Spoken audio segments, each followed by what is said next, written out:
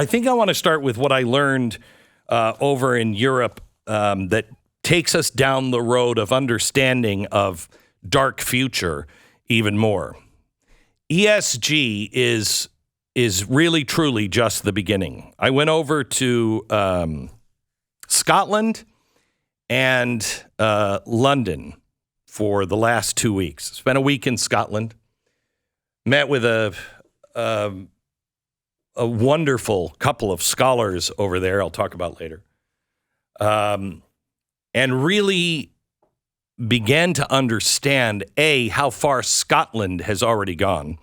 Scotland is, that's Braveheart. Freedom! Nobody's screaming freedom over there. They are already implementing 15-minute cities. 15-minute cities are cities that are... It is so bizarre. Are cities where you walk, where you don't drive. Everything that you want is within 15 minutes because the car is going to be eliminated. And I know that's hard to believe, but it is true. And I'll lay this case out for you as the show goes on. But we are headed toward a zero carbon world. That's what they're pushing. That will mean the end of almost everything as you know it. They're implementing these 15-minute cities already. They're on the path to eliminate the airports. There will only be 2 airports in Great Britain.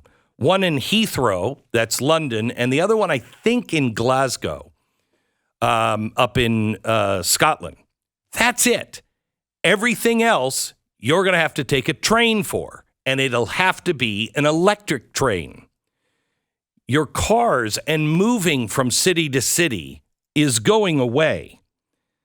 This is so evident when you come over to England or Scotland. You see it already in play.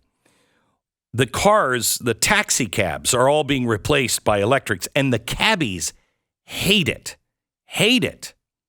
First of all, we were over there and it was 80 degrees. There is no air conditioning to speak of in England or Scotland. None.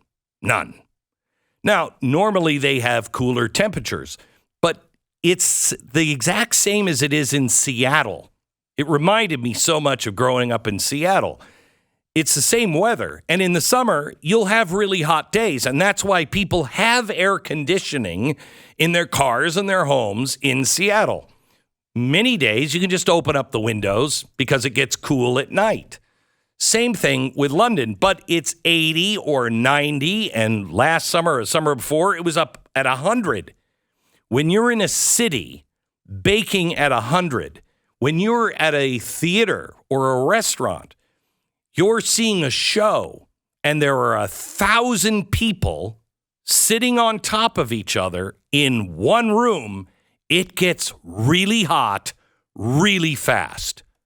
No air conditioning. And that's not just because they can't retrofit the buildings. It's because air conditioning is a thing of the past. And when you say you can't retrofit the buildings, it was very interesting because I went to Windsor Castle.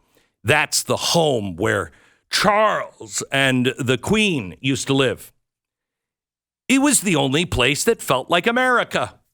It had plenty of air conditioning. You know how in some cities, especially New York, you're walking down on a really hot day. These stores will actually open their doors. So when you're walking by on the sidewalk, you feel this push of cold air. It makes you want to go into the store and get cool. That's how they attract people. No, not in England. They don't do that, except at the Palace of the King.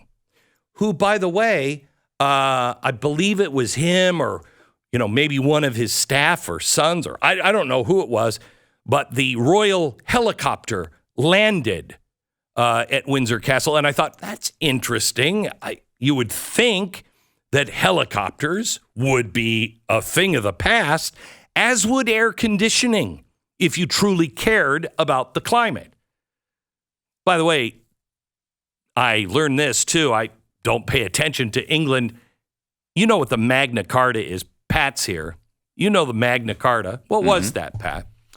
What was that? Yeah. It's like the forerunner to our Constitution. Right. It was the first document for the rights of man. Okay. Did you know that King Charles has introduced something new called the Terra Carta? No. Yeah, I didn't know that either. Yeah, the Terra Carta. What is... Really? That's Latin. Terra is Latin for earth. Earth. This is the rights of the earth charter. Okay? And they usurp the rights of man. So they say it goes hand in hand with the Magna Carta, but it doesn't. The earth has rights that cancel out some of man's rights. This is how far this is going. By the way, the White House has just approved and supports the new proposal, as do all of the key players in the UN. They are already acting as if this is a done deal, but the United Nations has released now, and everyone seems to be on board, and it's coming at us like a freight train.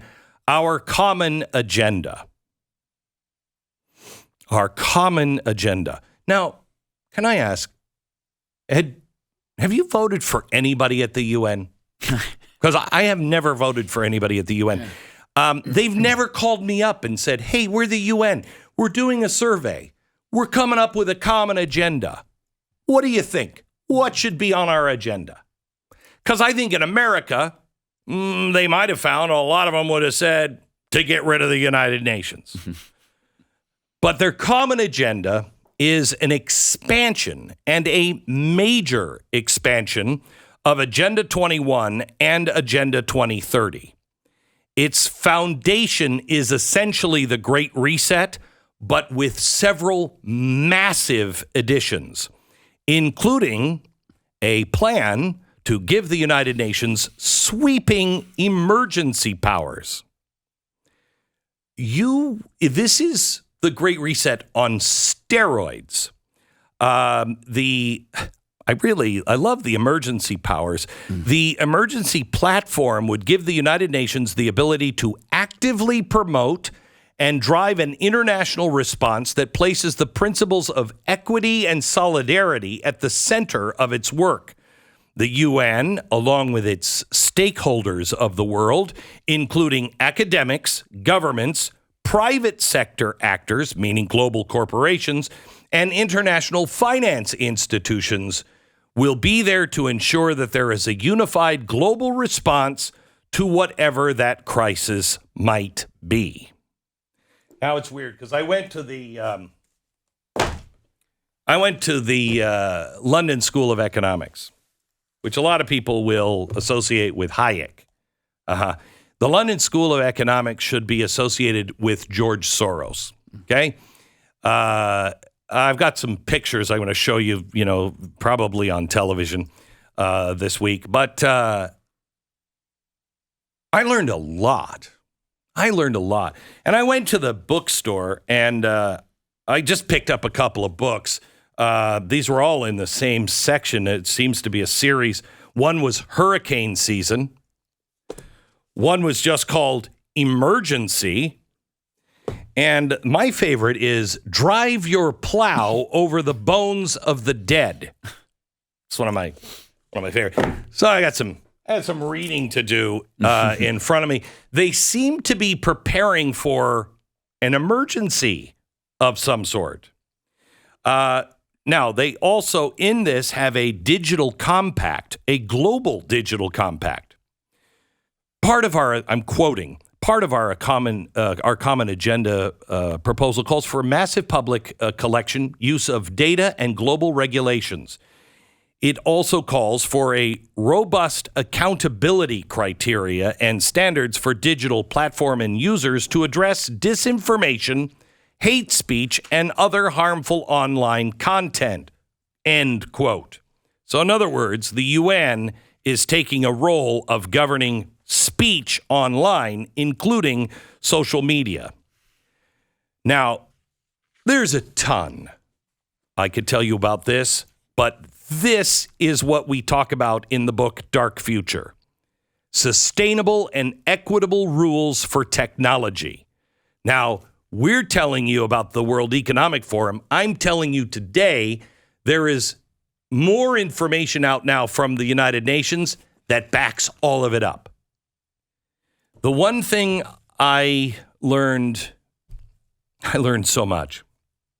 I learned so much. One thing I learned is the English are very concerned about the United States. I had somebody behind the counter. I was talking to him, and he said, "Where are you from in the States?" I said, "We're from Texas." And he said, "How are things?" And I said, "In the United States?" And he said, "Yeah." And I said, "Not as bad as you might think in some places, worse than you would think in others." And he said, "We watch the news over here closely." Another couple of guys gathered behind the counter, and they were all like looking at me and listening to him and nodding their heads. He said, "We're very concerned about the future of America." And I said, "Well, you should be, but you should also be concerned for your future as well, because we're all connected now." And I paid the bill. And as I walked out, he looked at me, and it was so heartfelt. It was so odd. He looked at me and he said, "Hey, please be careful over there."